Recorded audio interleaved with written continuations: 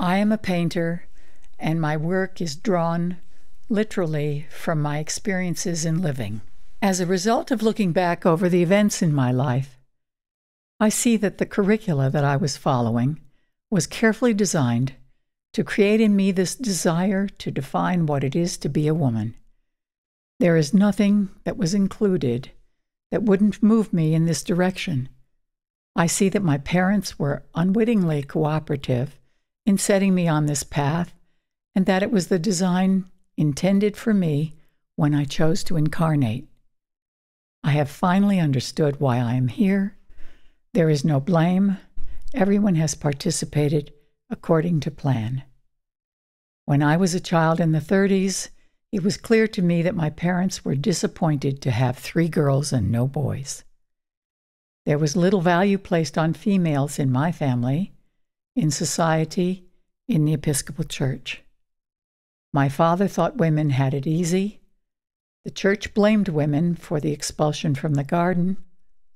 Women were either whores or saints.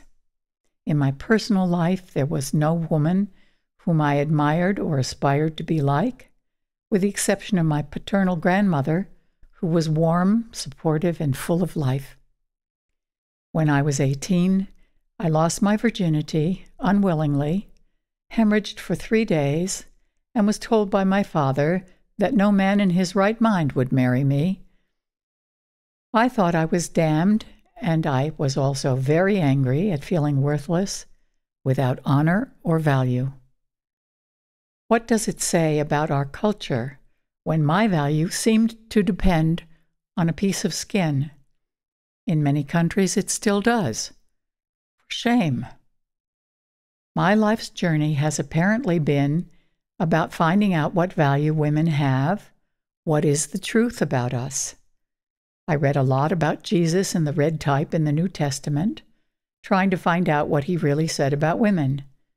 I read the Nag Hammadi papers, the Lost Years of Jesus, the Gnostic Gospels, Gospel of Mary, Gospel of Thomas, on, trying to understand where the truth lay.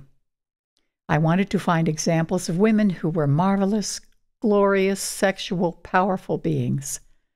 I explored tales of the Celtic gods and goddesses, pagan stories, times when women were esteemed, and both men and women were connected to the earth in a sacred communication with the Mother. I was outraged to read that during the Inquisition, the Church exterminated 4 million women who were herbalists, midwives, educators, independent thinkers. Where is the lament of this atrocity? I hear about the Indians, the Jews, the blacks, but what about the women? It continues to this day all over the world. We in the States appear to have been victorious as we have the vote and are allowed to compete in the offices, along with the men for power. In my opinion, our power is in our connection to the earth, to our bodies, to seasons, intuition, and a profound knowing. The paintings of women with Jesus, meant to be translated into glass and to inhabit the church, are intended to include women in the church as real human beings, not saints or whores, so that women seeing them can feel seen themselves. I paint Jesus as a Middle Eastern Semite, not a saint and not an Anglo-Saxon either. My paintings are my way of showing the power of the feminine and our inner landscapes or realities. My big paintings are meant to describe women in all our glory and inner richness, the dark, mysterious feminine incubating life.